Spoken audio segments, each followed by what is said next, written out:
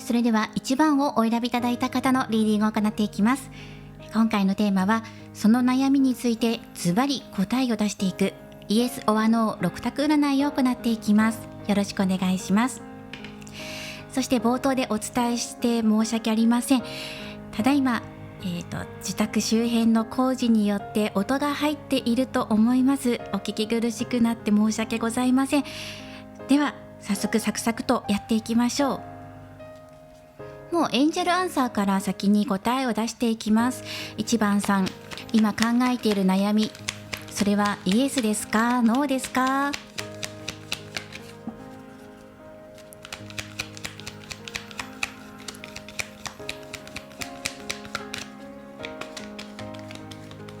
はい、イエスかノーか。はい、行動に起こしましょうっていうね、答えが出てきています。ではこれをもとに見ていきますね。タロットを使って詳しく見ていきましょう。はい、では見ていきます。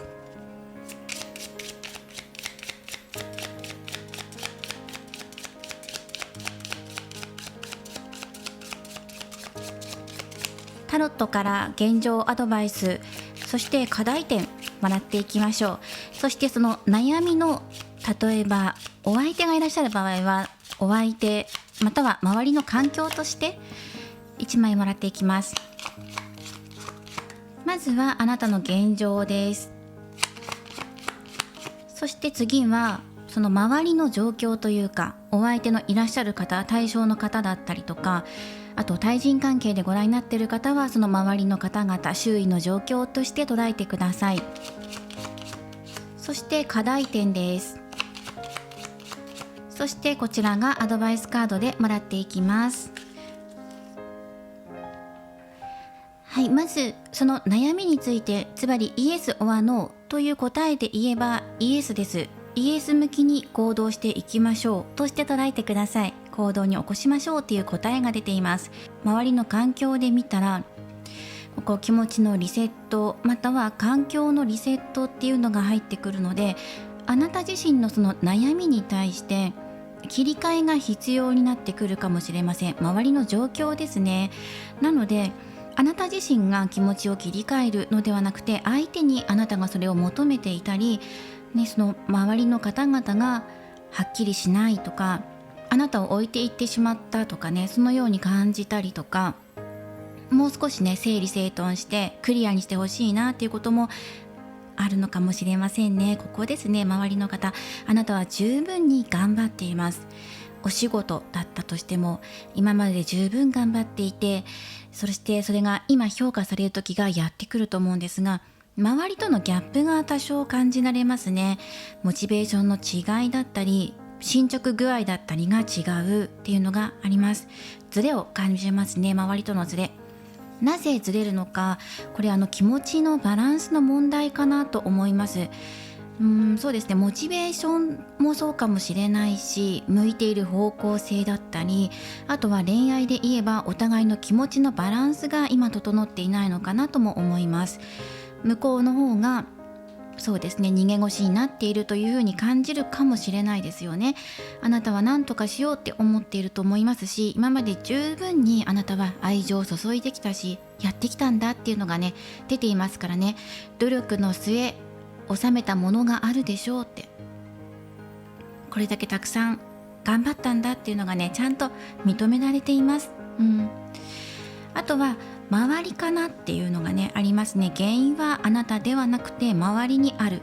そのことについて今イエスノーっていうのが欲しいかなって。で、例えば試験の結果が欲しいとか答えを待っているっていう方もいるかもしれないですね。その方々にとっても早く結果出ないかなとかお返事来ないかなっていうことで待っているって、もうできるだけのことは自分はやったんだっていうのがね出てきていますから、そうですね。あとは始まっていくか始まっていかないかっていう結果待ちっていう方もいるかも。でもね、答えとしてはあなたが行動を起こしましょうって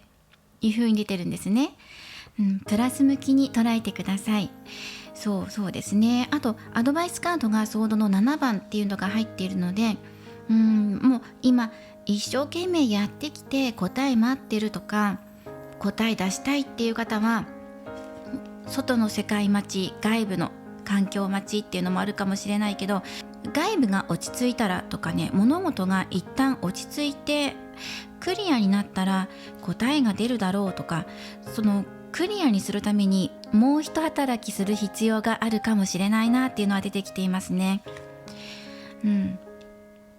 周りを何とかしたいとか、お返事が欲しいとか、何かを待っている方っていうのはもうワンアクションが必要かもしれません。それは今まであなたが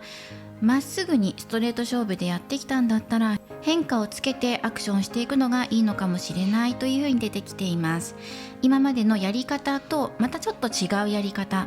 で動いてみましょうっていうのがね出ています。動くとそれはイエスの方にまたね可能性が高まっていきますって出ています。とね、周りのことが少しだけ気になったので1枚カードを出しましょう。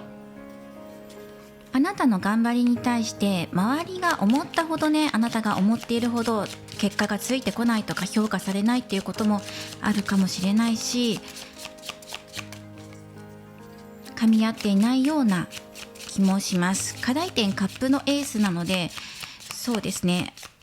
対人関係でご覧になっている方は相手との気持ちとのバランスだと思います。1枚もらっていきましょう。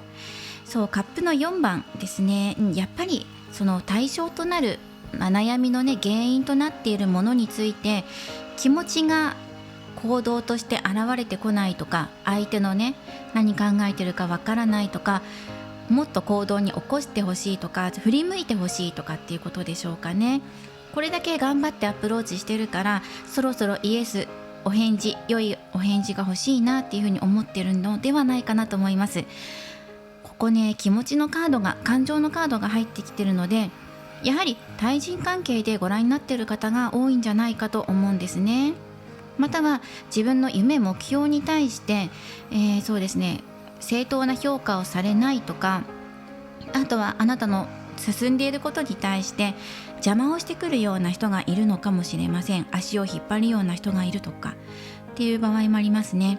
その方々とのやはりズレとかね、そういうのも感じますね。自分の夢に向かって頑張ってるのにとかね、そういうことで感じます。ただね、諦めずに頑張ってもう一押ししてみましょうっていうカードが出てきていました。では最後にね、好転アドバイスもらっていきます。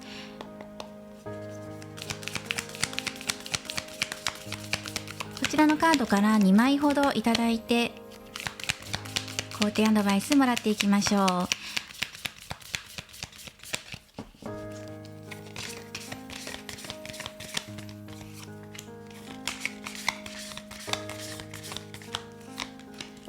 はい、では見ていきましょ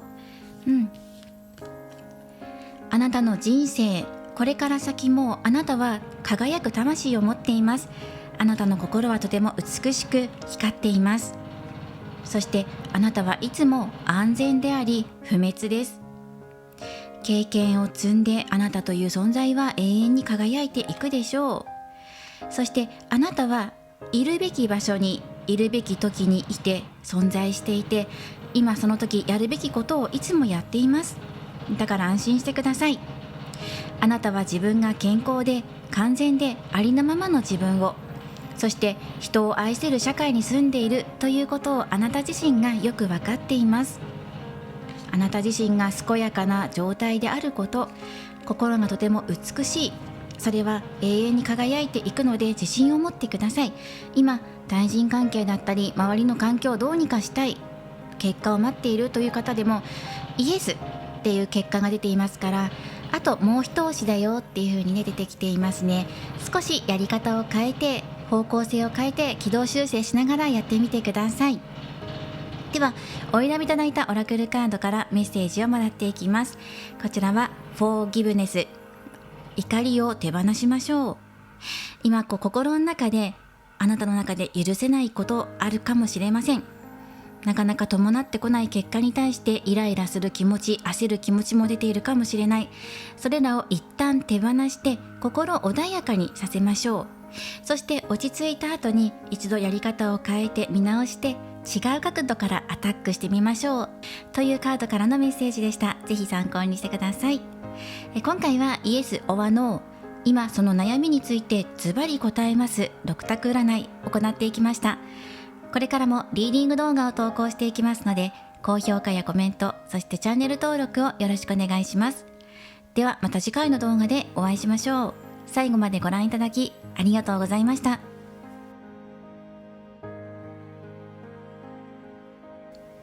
それでは2番をお選びいただいた方のリーディングを行っていきます。今回のテーマはイエス or NO、 その悩みについてズバリ答えます6択占いということで、2番をお選びいただいた方、早速見ていきましょう。そして申し訳ございません。今自宅周辺が工事中で工事の音が入ると思います。お聞き苦しいところあると思いますがご了承ください。では早速エンジェルアンサーカードでイエス or NO ズバリ出していきましょう。答えを先にもらっていきます。今その悩み、イエス or NO。 はい、見ていきましょう。こちらのカードですね。状況は改善していきます。なので今イエスかノーかと言ったら、イエス寄りに物事は良い方に流れていきますというね、答えになっています。だから今すぐ答えが出ないかもしれない。イエスとも言えないしノーとも言えない。でもノーではないっていうことですね。今の状況からだいぶ良くなっていくんだよっていうね、状況が改善していくっていう答えが出ました。はい、じゃあ安心してくださいってね。はい、ではもう少しタロットカードで深掘りしていきましょう。あなたの状況、そして周りの環境ですね。自分自身のことに対して今イエス or NO かって答えを求めている方もいるかもしれないし、お相手とか対人関係で見ている方もいるかもしれません。その方々も、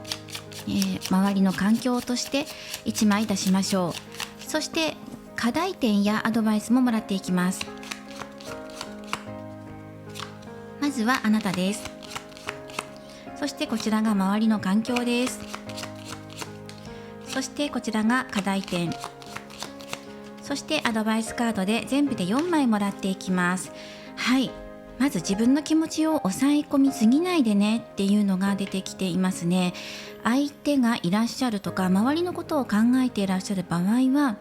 自分の気持ちを抑えて周りとの平等とか調和を図っているところがあるかもしれないですね。ただね、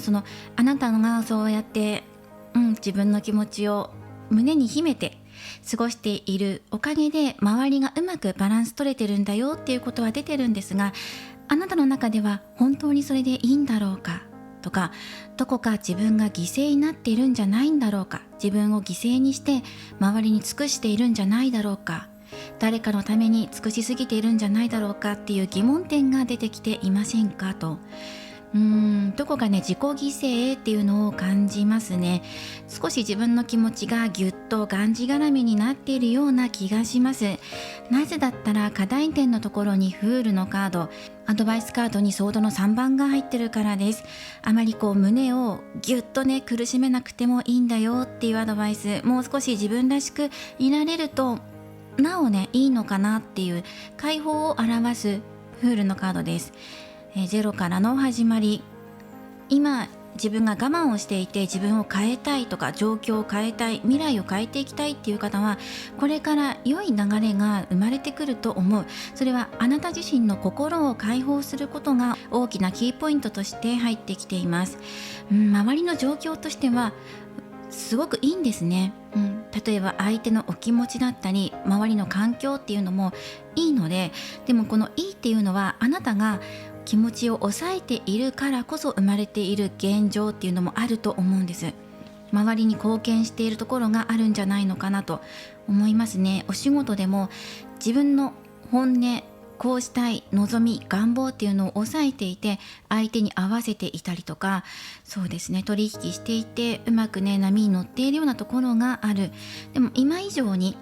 良い流れを作っていくためにはやはりどこかで自分を解放していく必要があるのかなとも思います。怖がらないでください。未来ね一歩踏み出していくことに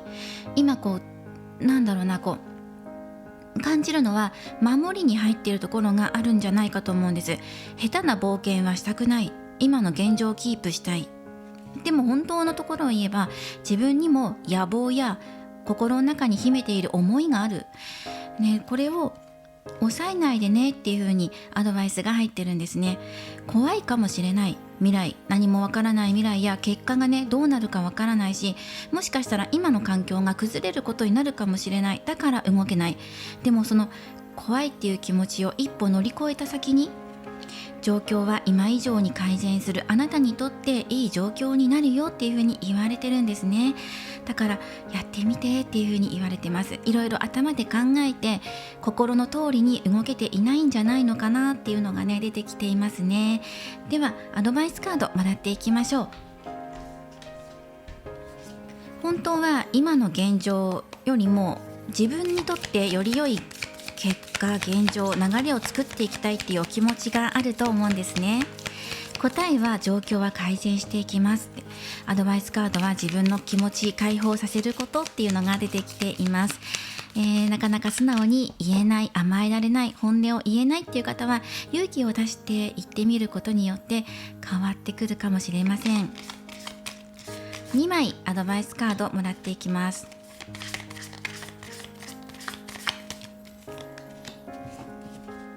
はい、ではアドバイスもらっていきましょう。自分自身を愛しましょう。ラブマイセルフ。自分を愛せるようになればなるほどあなたは強くなっていきます。自分のことを愛するために完璧じゃなきゃいけないというふうに思う必要はありません。自分を愛することは素晴らしい人生を作り上げる一番手っ取り早い方法なんです。より良い人生をつかみ取るために自分自身を愛することから始めましょう。もうこれにつきますよということと、すべての人を心よく許していきましょう。はい、そうですね。そして苦しみも恨みもすべて心の中から捨てていきましょう。心の古傷をすっかり消し去り、自分自身も含めて全ての人を許しましょう。全ての出来事を許して自分自身を愛してっていうことも言われていました。そしてお選びいただいたカード、フォーカスのカードです。自分のエネルギーをチャネリングするというメッセージです。先にあるもの、未来この先ある目標についてフォーカスを当てる時がやってきています。自分の本当の願い、行き先はどこでしょうか。はい、まだわからないよ、どうなるかわからない、そんな不安もあると思う。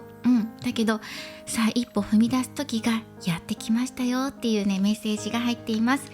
ぜひ自分の気持ちを解放させて恐怖や不安を乗り越えていきましょう。状況は改善していきますという結果でした。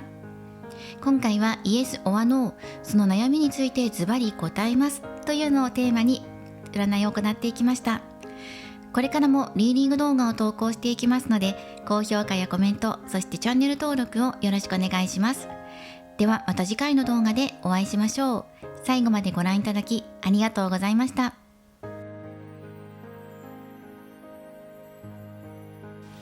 それでは3番をお選びいただいた方のリーディングを行っていきます。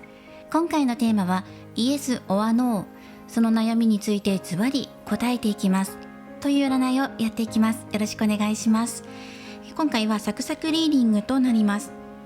そしてあらかじめお伝えしておきます。今自宅周辺で工事を行っているので工事の音が入るかもしれません。私自身もいつその音が入ってくるのかっていうのが予測できないので、いきなり入ってきたら申し訳ありません。このままリーディング続けさせていただきます。まずはその今のあなたの悩みについてエンジェルアンサーカードからズバリイエス・オア・ノーもらっていきましょう。その悩み、イエス・オア・ノー、どうでしょうか。何かね健康を表すカードが出てきていますね。健康状態を見直すとか、そうですね、今のあなたの心身のバランスどうでしょうっていうカードですね。なのでイエス・オア・ノーで言えば改善の余地ありということで、少しねここ健康を表すカードなので、まずそのイエスかノーかっていう答えを出す前に自分の状況、心身のバランスを見てくださいっていうカードですね。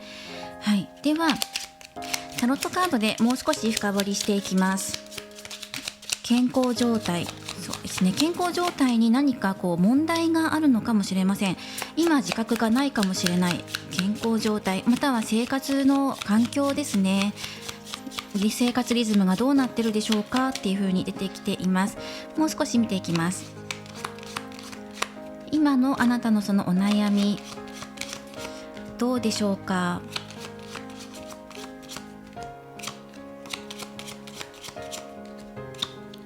はい、これで見ていきましょう。そうですね、アドバイスカードがワンドの10です。そしてあなた自身を表すところに太陽のカード、とてもいいですね。素晴らしいです。今順調に物事が流れているとか、自分の中でも明確に目標ができているんじゃないのかなと思います。元気いっぱいね、目標に向かって進んでるよっていうのが伝わってきます。エネルギーが強すぎるのかなっていう感じがしますね。アドバイスカードがワンドの10なので、パワーがたくさんあるよって抱え込みすぎちゃって、そのうちその重さにね耐えきれなくなっていきそうだから、今のうちに見直してねっていうところが入ってきています。なので、もしかしたらまだ気がついていない、自覚されていないけど、本当はね、もしかしたらね、遠くから見たら抱え込みすぎているのかもしれないですね。オーバーワークのカードです。周りの人から気遣いの言葉とかかけられたりとかしていませんか？最近大丈夫とか、すごく頑張ってるねっていう言葉の他に、頑張りすぎないでねとか、無理しないでねとか、たまに休んでねとかって声をかけられる方もいるのかなとも思います。だとしたら時々ね、休憩入れていってもいいのかなと思うし、あと仕事量が多いとか、仕事の他にあれもこれもあれもやらなきゃとか、やることたくさんあるっていう方は、それを少し手放してシンプル化していくのもいいのかなと思います。今あなた自身の状況がすごくいいので、ぜひこの輝きや強さ、勢いっていうのを保っておきたいからこそ、今自分の中で軽くできるものがあるんだったら、今のうちに軽くしておいた方が、この後ね、成功っていうところに流れていくと思います。もう太陽のカードそのものが成功を表しているので、今まさにね、目の前に成功がイエスっていうことがね、近づいてきてるんだと思います。あなたにとっての嬉しいお知らせ、結果っていうのがもう近くにあると思うので、それを手に入れるために今のうちに見直しておいた方がいいのかなっていうね、アドバイスが出てきています。そしてこちらが周りの環境、状況、お相手のいらっしゃる方はお相手の状況として捉えてください。強行のカードが入っています。あなたの助けになってくれる人が近くにいるんじゃないかなって出てきているんですね。サポーターですね。頼りになる方、知恵を授けてくれたりとか、博識な方かもしれません。有識者ですね。だったり、心の拠り所とも言えるかもしれない。これがあなたの好きなお相手やパートナーを表す場合もあります。あなたの背中を後押ししてくれるような頼りになる存在、環境っていうのがあります。自分の夢目標を叶えたい、イエスオアノーかって見ている方は、あなたのその夢に対して協力してくれる、バックアップしてくれる方がね、いらっしゃるんじゃないかなと思うんですね。いいですね。ここはすごく強力なカードも入ってきています。そして課題点ですね。課題点、つなれ人のカードが入っているので、焦りすぎないでねっていうことでしょうか。ペースを落とすこと。つなれ人は忍耐を表すカードなんですね。または視点を変えることによってより成功へ近づくことができる。今目標、例えばイエスという方向に向かってあなたが一生懸命頑張っているのかもしれないけど、視点を変えてみれば、そうだ、健康を見直すことによってより活発に動けるとか、よりスムーズに時間管理が行えるようになるかもしれないっていうのは入っています。またこれは多少時間がかかるかもしれないけど、粘り強く取り組んでいきましょうっていうカードでもあるので、これが課題点のところに出てるんです。だから早く結果が欲しいとか、なるべく早く急いでますとかっていう方もいるかもしれない。そこに対してこのあたりがね、落ち着いていきましょうっていうカードが入ってるんです。そして強行のカードもどちらかというとね、ゆっくりと時間をかけて取り組んでいくとか、サポート支援していくから、落ち着いてお茶でも飲みながら作戦を練っていこうじゃないか、そのようなメッセージもカードから感じられます。ほのぼのとしていきましょうって。少しメラメラと燃える気持ちが高ぶっているのかもしれません。そういう意味でね、クールダウンのカードが入ってるのかなとも思います。決して時間がかかるわけではないよ、だけど急ぎすぎることなくね、確実にものにしていこうっていうアドバイスカードかなと思いました。ではここで、オラクルカードからメッセージをもらっていきましょう。で、周りの環境も追い風、とてもいい、サポートのカードが入ってるので、あとはあなた自身の輝きをね失わずに、ぜひともイエスの方向に進んでいただきたい。そのために一度生活リズムや健康状態を見直しましょうっていうアドバイスカードや、この結果がねもう出てますね。健康状態、メッセージを2枚もらっていきます。はい、この2枚をもらっていって見ていきましょう。あなたは経済的成功を思い切って受け入れます。なるほど。ということは、今この経済面、経済というと生活そのものだったりお仕事に直結していますね。なのでその方面で今ご覧になっている方もいらっしゃるかもしれません。お金のことや生活のこと、これからの未来のこと、それらは、成功が約束されているので受け入れていきましょう。そしてお金は単なるエネルギーで役立つことに変えていけるものです。どれぐらいお金を持つかは、自分にはどれぐらいがふさわしいと考えているかによって変わってきます。そんなメッセージもあります。お金というエネルギーをどれぐらい自分が持っていくのか、お金のエネルギーを役立つことに変えていくためにどれぐらい持つのかっていうのを自分で判断して決める。そして成功を受け入れましょう。はい、あともう一つのメッセージです。あなたは自分の内なる知性を信頼します。自分の気持ち、自分の心の中の声、信じてください。一つも解決策のない問題などありません。答えのない問いもないのです。つまりはすべてこの質問、どんな質問であっても答えが存在しています。解決策が存在しています。なので周りからのサポートを受けながら、ぜひね、成功を、チャンスをつかみ取っていきましょうというメッセージが入っていますね。あとはそのオーバーワークだったり健康の見直しっていうカードが入ってるので、あと時間の使い方もそうかもしれませんね。時間管理どうでしょうか。思いっきり時間使って今いっぱいいっぱいの方もいるかもしれません。このあたりを見直してみてください。そして3番さんお選びいただいたカードはチェンジのカードです。これは自分自身を変えていきましょう。新しいことがこれから始まります。はい、そんなことを予感させてくれるカードです。そうですね、予知ですね。もうこれから変わっていくから、まずは自分自身を変える時がやってきてますよっていうメッセージです。ぜひこのね、太陽の輝きそのままに、見直しをかけて成功をつかみ取っていってください。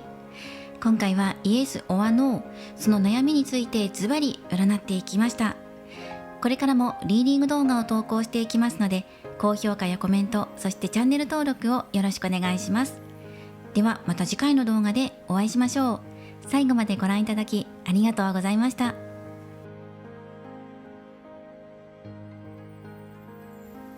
ではこちら4番をお選びいただいた方のリーディングを行っていきます。今回のテーマはイエス・オア・ノー、その悩みについてズバリ答えますというのをテーマに占っていきます。よろしくお願いします。あらかじめお伝えしておきます。今自宅周辺工事が入っているので、工事の音が入り込んでくるかもしれません。その場合は聞きづらいところがあるかもしれません。申し訳ありません。では進めていきましょう。4番さん、今考えていることについてイエス・オア・ノー、答えを出していきます。はい、イエス・オア・ノーか。手放しのカードですね。手放しなさい。手放すと答えが見えてくるでしょうということでしょうかね。そのあなたの悩みに対して悩みそのものを手放すのか、または悩みに対して原因がはっきりと見えてくるかもしれません。タロットカードを使って見ていきましょう。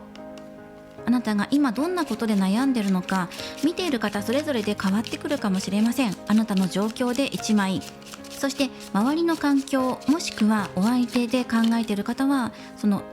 対象となるお相手の方の環境状況として1枚出します。そして今悩んでいることに対しての課題とアドバイス出していきます。これで深く見ていきましょう。手放しなさいというカードですね。あなたのところにソードの8と、周りの環境でソードのナイト、課題点でペンタクル4番、そしてアドバイスカードは太陽です。素晴らしいカードが入りました。ちょっと補足出すかもしれないので、タロット一度ここに置いて読ませていただきます。まずね、手放しなさい、何をって言ったらもう明確に出てきています。あなたが今自分の成功や夢目標とか恋愛成就とか願望成就に向かっていくとするんだったら、今手放すことは自分の中でも古くなってしまった、ずっと持ち続けてしまって手放さなければいけないもの、今でもしがみついてなかなか手放せないものをもうそろそろ手放していきましょうっていうのが入っています。自分の中のこだわっているところなんですけど、そのこだわりっていうのは今でも果たして必要なんだろうかっていうところですね。そして勇気を出すことっていうこともそうかな。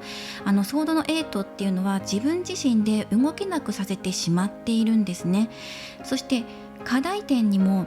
ちょっと執着心を表すようなペンタクル4番、よく言えば守りが固い、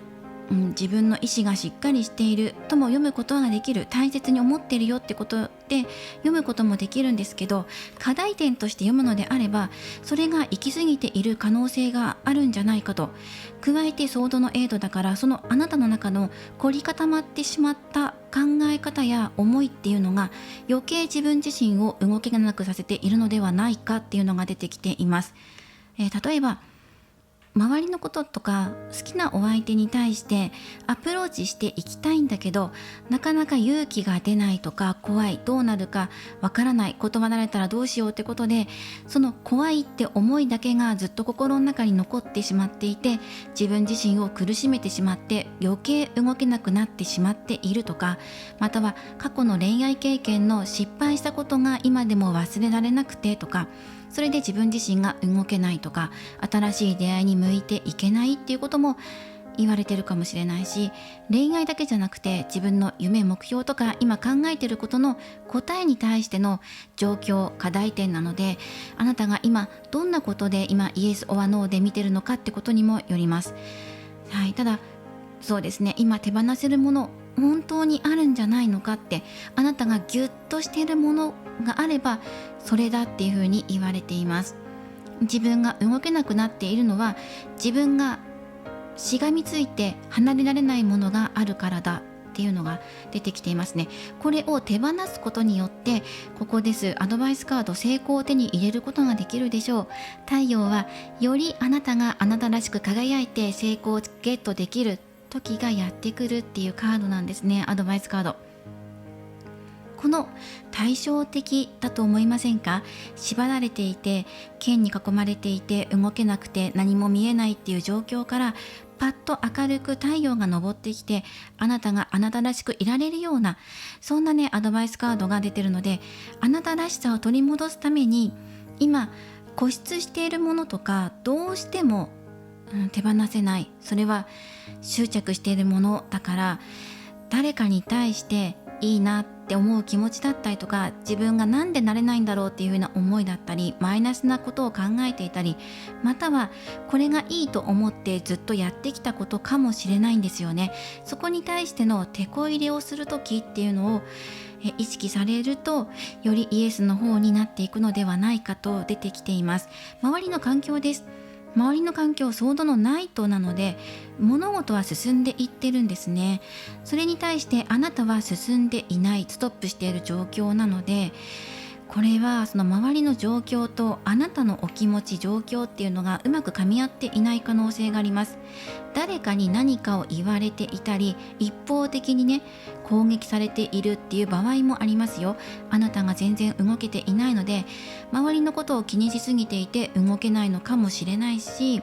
あなたとしては動きたいけど動けないっていう状況で、他の人がどんどんと次々と言ってしまっているように感じてるかもしれないし、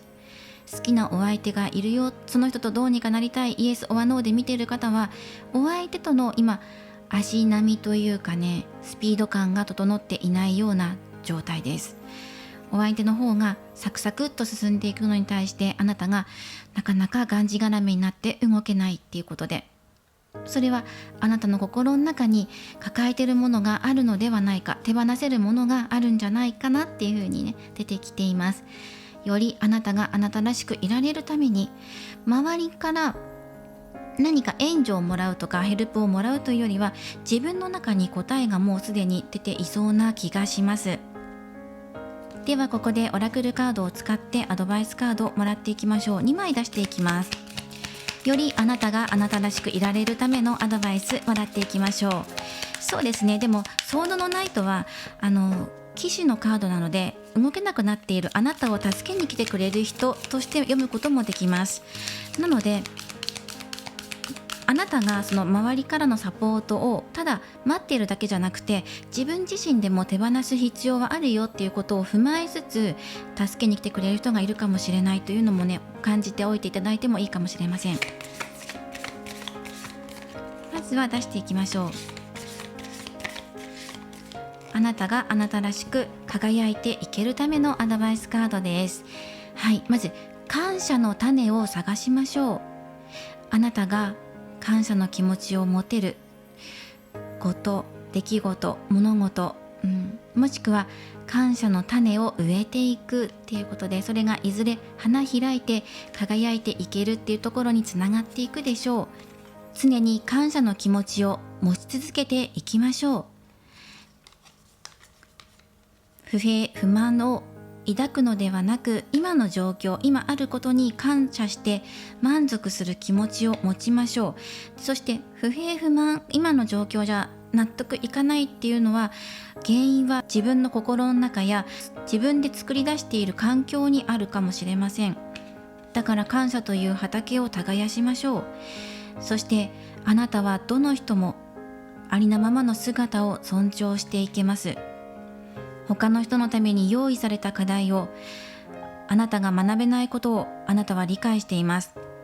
他の人は他の人、あなたはあなた。そして人は自分の課題に自分で取り組まねばならず、準備ができたらそうするはずです。他の人の力を借りる時もあると思いますが、基本的には周りは周り、自分は自分、人それぞれがそれぞれに用意された課題をそれぞれが乗り越えている。自分で乗り越えている。準備ができたらあなたも乗り越える時がやってくるんです。それが今なんじゃないかっていう手放しの答えのカードが入っています。どうでしょうか。今一度自分の心をチェックしてみてください。これ今以上に輝く未来をぜひ掴み取っていきましょう。そしてお選びいただいたカードです。そうですね、申し訳ありません。こちらカードが違っていましたね。こちらですね。こちらが4番をお選びいただいた方の選択肢となります。途中で入れ替わっていて申し訳ありません。こちらですね。4番さんはこちらです。レジリエンスのカードです。レジリエンスは立ち直る力、回復する力を表しています。今自分自身を回復させることに努めましょう。回復するというのは、より自分らしくいられるために何か荷物を手放して軽くしていきましょう。より動きやすくしていきましょう。そのために一旦休むのもよしだし、自分自身を見つめ直す時間を設けてもいいでしょう。またはすぐに荷物を手放して動き出せる方もいるかもしれません。今回復のカードが入っていました。申し訳ありません。冒頭こちらのカードになっていましたが、4番さんこちらですね。後で訂正のテロップ入れておきます。申し訳ありませんでした。4番さんこちらレジリエンスのカードです。はい、回復して手放して、そして成功をつかみ取りましょうという結果でした。今回はイエスオアノー、その悩みについてズバリ占いますというのをテーマにリーディングしていきました。これからも様々なリーディング動画を投稿していきますので、高評価やコメント、そしてチャンネル登録をよろしくお願いします。ではまた次回の動画でお会いしましょう。最後までご覧いただきありがとうございました。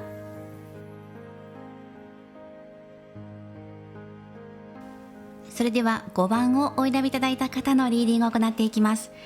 今回のテーマはイエス or NO、 その悩みについてズバリ答えていきますというのをテーマに見ていきます。よろしくお願いします。では早速エンジェルアンサーカードから今のあなたの悩みイエス or NO、 答えをもらっていきます。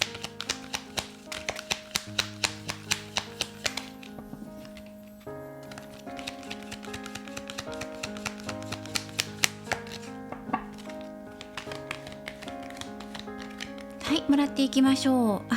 そうですね、ここはやめてはいけませんという結果が出ました。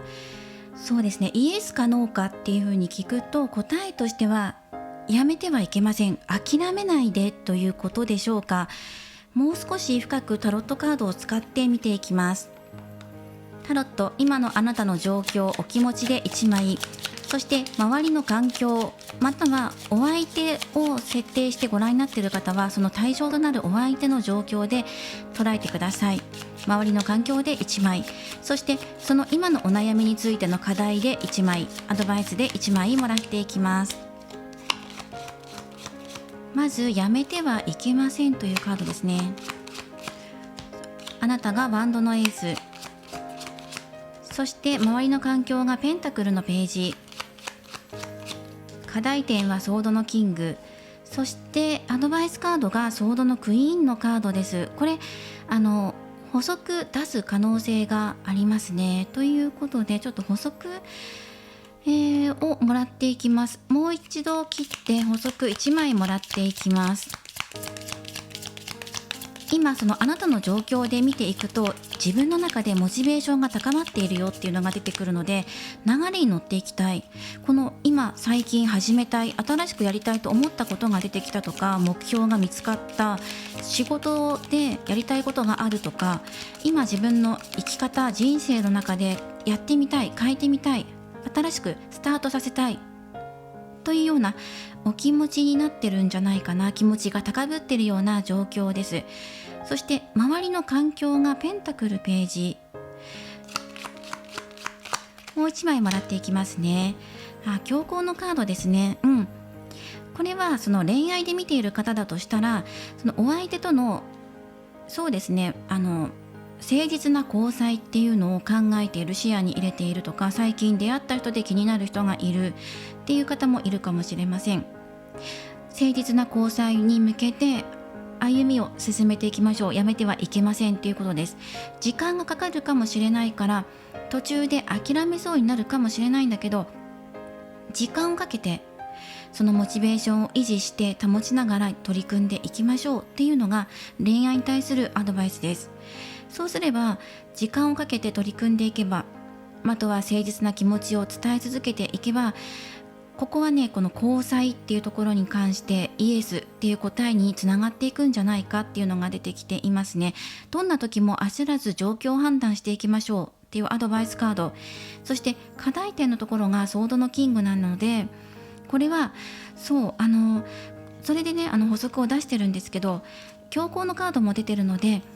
自分で決めて動きたいって思ってしまう、自分のペースでやっていきたいって思ってしまうかもしれないんだけど、そういう時ほど焦らずにゆっくりと周りの人の意見を聞いていきながら進めていきましょう。アドバイスとか、あと仲介人のような好きな人とあなたとの間を取り持ってくれるような人がいると思うし、人じゃなくて情報源とか、あとサイトかもしれないですしね、運営かもしれないし、何かプロのようなサポートしてくれる存在がいますから、その方の話を聞きながら参考にしながらやっていきましょう。世界を広げていきましょうっていうカードでしょうかね。そのように取るといいと思います。これがその好きなお相手ではなくて、今まさに自分でやりたいこと見つかったんだとか、仕事転職しましたとか、これから先どうやって自分が過ごしていこうかっていうふうに、まさに何か湧き上がってくる気持ちが出てきたっていう方に対しては、その気持ちを大切に持ってやめてはいけません。その気持ちを大事に持ち続けて取り組んでいきましょうっていう答えですね。そして周りの環境として見るのであれば、これね、この対象となる人物じゃない場合は、周りの環境をね、準備しましょうっていう風に出てきてるんですね。地固めしましょう。っていうことでしょうか。コツコツと取り組んでいくことが大事。周りから攻めていってもいいです。地盤を固めていってもいいでしょう。そして強力な助っ人となるような方が現れると思うんですね。あなたの夢を応援してくれる人、環境を整えるために仲介してくれるような方や目上の方かもしれません。いろんな方々があなたの夢を応援してくれると思います。目上の方からあなたが何かに抜擢されたり選ばれたりとかする可能性もありますね。でどんな時も迷ったら人に相談するといいっていうのが出ています。あなたの信頼のおける人、ご両親かもしれないし、会社の先輩かもしれません。お友達かもしれないし、年上の方っていうのが入ってきます。男女ともに。なので、年上の方やあなたが心から尊敬できる方のアドバイスを聞いていきながら、今この心の中にポッと湧き出たこの気持ちをずっと持ち続けていきましょうっていうのが入ってます。そうしたら今始まったこと、夢、目標とか場所そのものが変わって、環境が変わって新しく取り組むよってことができた人もいるかもしれないですよね。その方々も周りを味方につけて、ぜひ今叶えたいと思っていること、イエスの方向に掴み取っていきましょう。諦めないでっていうカードですね。今この勢いをやめてはいけませんっていうカードです。そしてどんな時も冷静に対処する力を身につける。今この夢に向かってよしやろうっていう気持ちが湧き上がってきた、目標ができたっていうのはとても素晴らしいことだ。そしてあとは周りのバランスだったりとか、地固めすること、環境を整える、周りを味方につけることっていうのを意識してやってみて、強力な助っ人もいるから大丈夫、できるよっていうこと、周りを冷静に判断する力もあなたはこれから養われていくでしょうって、地道に一つ一つ勉強するカードと、そしてね、ここのカードも見ていくと、どちらも紙一重だよっていうのが出てくるかな。だからこそ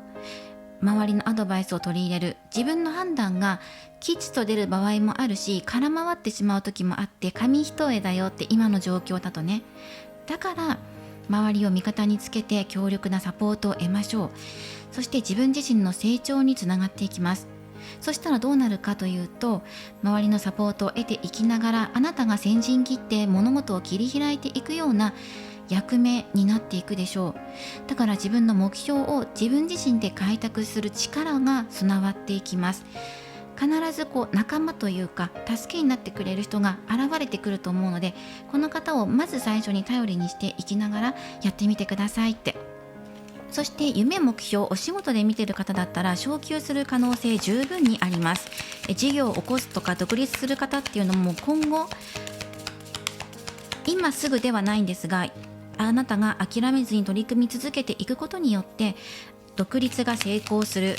っていう可能性がすごく高いので、だからこそ諦めないでっていう答えが出ていました。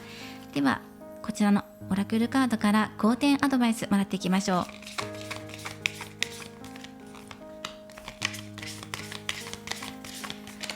い、2枚もらっていきます。はい、あなたは今明るい未来を選択するんです。はい、チョイスしましょう。あなた自身が変わり始める瞬間、今この瞬間ですね。つまり人生にいいことを引き寄せようと心を決めるとき、宇宙も同じ反応を返してくれます。自分にとってより良い引き寄せをしていこうと今決めましょう。選択しましょう。諦めない、頑張るんだって。そしてあなたは自分に何がふさわしいのか、心の中で答えがもうすでに出ています。自分の心が分かってるって。自分がどうしたいのか、どの方向性でやっていこうかってもうすでに見えてるんだっていうのが言われています。そして鏡を見て自分にこう言います。私にはすべての良きことがふさわしい。私には豊かさと成功と喜びが似合います。私は愛し愛される。そんな存在にふさわしいんです。自分自身で唱えてみましょう。自己肯定感をアップさせることにつながっていくでしょう。自分の心を確信につながっていくと思います。明るい未来を選択する、やめないでっていうカードでしたね。そしてこちら5番をお選びいただいた方のオラクルカードメッセージです。バルネラビリティ。このカードは脆さや弱さを表すカードです。あなた自身が今仮面を外すとき、見たくなかった物事が今まであったのではないか。今まで生きてきた過去かもしれないし、これから先の未来を見るのが怖いって思っていたかもしれないし、自分のこの今湧き出てきた感情を見たくなかったのかもしれない、認めたくなかったのかもしれない。これを認めてしまったら気持ちが抑えられなくなるから。だけど自分自身の心を開いていきましょう。この仮面を外すこと、素顔を出していくこと、それは誰かに甘えることや頼ることかもしれない。あなたは人に甘えたり弱音を吐かない人なんじゃないかなって思ったんです。弱みを見せない方。でもそのあえてね、弱みを見せたりとか誰かに相談をしていくことでもらえる力、エネルギーっていうのがあるんだよっていうことをこのカードは教えてきてくれています。自分の弱さを受け入れる、ありのままの自分を受け入れることもそうだし、それを誰かに見せることっていうのも一つの今のあなたのテーマなのではないかと思いました。はい、こちらのメッセージもぜひお受け取りください。今回はイエスオアノー、その悩みについてズバリ答えますというテーマで占っていきました。これからもリーディング動画を投稿していきますので、高評価やコメント、そしてチャンネル登録をよろしくお願いします。ではまた次回の動画でお会いしましょう。最後までご覧いただきありがとうございました。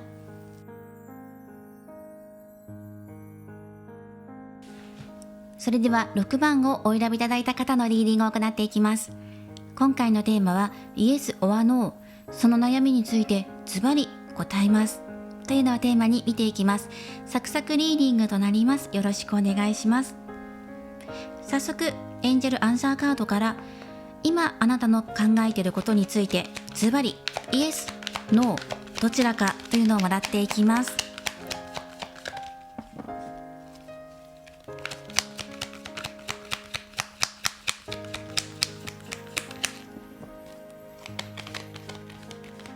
その答えもらっていきましょう。成功のカードが入ってます。成功しますよ。イエスとして取っていいと思います。今成功が近づいてきています。ではタロットカードでまた深く見ていきましょう。今のあなたの状況で1枚、そして周りの環境、もしくは対象となるお相手がいらっしゃる方はそのお相手の状況として見てください。そして今あなたの悩みについての課題点とアドバイスもらっていきましょう。でも成功って出てるとすごくね、いいですね。ではあなたのまず状況ですね。ソードの4番です。そして周りの環境です。ペンタクルキング、課題点のところがワンドのエース。はい、そして、アドバイスですね。アドバイスのところにソードのクイーンのカードが入っています。ごめんなさい、こちらソードの4番ではなくてソードの5番ですね。はい、あなた自身の状況として対立のカードが入っています。誰かとの勝負事、ライバルがいる、負けたくない、勝ちたい、選ばれたい、自分に良い結果、良いお知らせが欲しい。それは周りの人が例えば選ばれなくて自分にスポットライトが当たることになるっていう方もいるかもしれないですね。たくさんいる中でね、ライバルがたくさんいる中で自分をピックアップされたい、自分が選ばれたいっていうふうに思っている方もいると思うし、実際に今あなたの心が傷ついていて対人関係の揉め事に巻き込まれていたり、または誰かから冷たくされているっていう方もいるかもしれない。ただしこの周りの状況で見ていくとペンタクルキングのカードが入ってるので、どうかなっていうところはあります。例えば誰かにひどく何か言われてるとしたら目上の方で、しかも男性なのかなっていうのはあります。または周りの人とは対立していなくて、周りの方とは関係なくて、ただ自分の心の中で今葛藤が生まれていたり、誰かに対して羨ましいな、あの人には負けたくないなとか、そういう気持ちが出ている。あとは自分が勝ちたい、選ばれたい、何か表彰されたいっていうことかもしれないですしね。そのことで今どうしたものかなとかね、早くなんとかならないかなとかね、そういうことを考えているかもしれない。そして自分自身が思っているほどそんなに不利な立場にはなっていないから、そこは安心してくださいっていうカードが出てきています。そうですね、もし対象の方について誰かに強く言われていたりとか、あなたの中ではこの人がね、私にとって辛く当たってくるとか強く当たってくるっていう方がいる場合は、この方との間に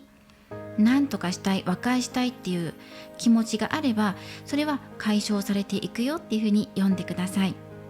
そしてその対象の相手と何もないよっていう方だとしても、今あなたの中で傷ついた心や傷んでいる心、または自分の良心をまず胸に押し込めて進めていかなきゃいけないことがあるとか、そういうことかもしれません。なんか仕事でね、自分の本当は言いたくないんだけど、周りの人に注意したりとか、きつい言葉で何か言わなきゃいけないっていう立場の方もいるかもしれないですね。はい、どうでしょうか。そして今あなたの悩みに対して成功のカードが出ているんですね。それについての課題点のところでワンドのエースが入ってきています。モチベーションや情熱を表すカードですね。そもそもその情熱っていうのはどこを向いているんでしょうか。情熱は湧き上がってるでしょうか。成功へ向けて今あなたのモチベーションどうなってるでしょうかっていうことで、周りがうんぬんではなくて自分自身の心の中に問いかけてみてください。そもそもあなたの気持ちは燃えている状態でしょうか。意気消沈しているでしょうか。もしあなたの心の灯火が消えている場合、消えそうになっている場合は、また再びこれを燃え上がらせていく必要がある。燃料を足していきましょうっていうことと、あと今自分のモチベーション高まっていて、絶対負けたくないんだっていう場合は、その気持ちを大切に持ちながら成功をつかみ取っていきましょうっていうことですね。この燃える気持ちが今どの方向性を向いているのか、成功というゴールに向かって燃えてるんだったら大丈夫なんですが、成功というゴールに向かって違う方向性で燃えているかいないかっていうところをもう一度確認してみてください。アドバイスカード、周りの状況を見つつ冷静に判断する気持ちが必要です。時にはそうですね、合理的な判断といいますか、本当は自分の気持ち的には優しく接したいとか、うまく丸く収められたらいいのになとか、情に負けてしまう部分があるかもしれないんだけど、それを気持ちを引き締めて自分の気持ちを押し殺して、時には鉄仮面をかぶったかのように周りに接していかなきゃいけない立場、シーンも出てくるだろう。それをやりきるんだっていうアドバイスカードですね。時に剣も振るうよって、時と状況によっては剣も振るっていく判断力が必要になってくるだろうっていうのが出てきていますね。それはそのあなたの目指している成功っていうのがどこにあるのか。例えば周りのために何か今あなたが成功させたいってこと、みんなでチームで成功させたいと思っているんだったら、時にはあなたの判断っていうのが必要になってくるだろう。冷静な判断と冷静な対処、迅速に動くなどね。あと周りの人の意見を聞いてまとめていく力とか、そういうのがアドバイスとして入ってくるし、周りのこと、チームのことじゃなくて自分自身との戦いなんですとか、っていう方だとしたら、そうですね、自分の中で何か決定権が自分に必要になってくるだろう。何かを決める、物事を決める、自分の中の一つ答えを出す。今心の中で葛藤していることや落ち込んでいる気持ちが中にはあるかもしれないんですよね。それをぐっとこらえて今現状を耐えているっていう方もいると思うので、そこをどんな風にねケアしていって、どこにね火がついていないのかなって、落ち込んでいる気持ちを盛り上げることっていうのも自分自身でやっていく必要があるのかもしれないですね。そして周りの方から特にね冷たくされていないし、対人関係で悩んでもいないよっていう方だとしたら、これは強力な助っ人になる可能性があります。ペンタクルキング、年上の方やあなたが信頼を寄せている方ですね。一緒にいて安心するとか、経済的に豊かな人っていうのも入っていますから、この人が味方をしてくれる可能性があります。周りの環境は安定していると思います。もしね揉めている人がいない場合はね。なのでその方々は周りの人からの協力をもらいながらあなたの中で何か決めていく材料を集めるというか、決定するための材料集めが必要になってくる時なのかなと思います。はい、ということでここからはメッセージもらっていきましょう。ただその今のあなたの悩み、イエスオアノーかって言ったらイエス成功しますよっていうふうに言われてますから、あとはその課題点とアドバイスのところ見直して、今のあなたの状況とかも、落ち着いて客観的に物事を見たときにクリアになっていくと思います。ここはぜひ成功を確実にものにしましょう。アドバイスカードです。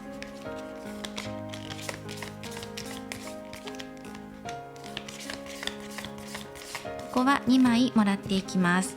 はい、ではメッセージをもらっていきましょう。あなたは自分の目を通して見ている世界で安全で安心していられる。はい、あなたのいる世界は安全です。そしてあなたはいつも誰かが手を差し伸べてくれると信じています。だからどこへ行っても助けてくれる人々がいます。そうですね、安定した信頼のおけるような人がいると思います。頼ってください。今あなたの状況があまり良くないので、この状況より少し離れているところにいるところに助っ人がいると思います。例えば社内で今揉めているって方は、会社の外に強力な助っ人がいると思う、サポーターがいると思いますので、この方とね協力してこれからの方向性を決めていくのもいいと思います。そしてもう一つアドバイスです。あなたはどんな限界でも突破する力を持っています。人生を好転させようと心に決めると、必要なことがおのずとやってくるでしょう。はい、心に決めること、心の明かりを灯すこと、やってみましょう。そしてお選びいただいたカード、こちらのカードはインスパイアドアクション、インスパイアされて行動に移す、ビジョンを明確にしていきましょう。インスパイア、あなたが影響を受けたことをそのまま行動に移しましょう。何にインスパイアされるか、周りの人に影響を受けるかもしれないし、あなたの影響の受けた作品や誰かの名言や言葉かもしれません。影響の受けたことをそのまま行動に移しましょう。そしてこれから先の未来ね、成功へ向けての計画を明確に立てることっていうのがアドバイスとして入っていました。ぜひお受け取りください。今回はイエスオアノー、その悩みについてズバリ答えていきました。これからもリーディング動画を投稿していきますので、高評価やコメント、そしてチャンネル登録をよろしくお願いします。ではまた次回の動画でお会いしましょう。最後までご覧いただきありがとうございました。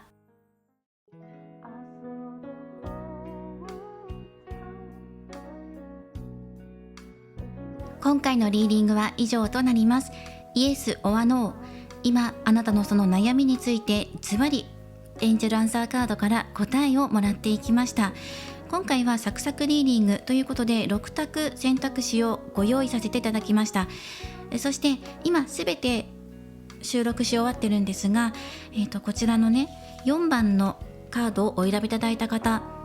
レジリエンスのカードですね。こちらが、冒頭でこちら6番と入れ替わってしまっていたんですが、この4番のカードリーディングとして撮影していますので、そちらもね動画の途中で、撮影の途中で訂正の言葉入れているんですが、後で編集でもテロップを入れて、リーディングさせていただいていきます。はい、ちょっと冒頭ね、あれ選んだ選択肢と違うっていう風に思ったかもしれないんですが、この4番の選択肢でリーディングしていますので、どうぞこちらご了承ください。そしてもう1点、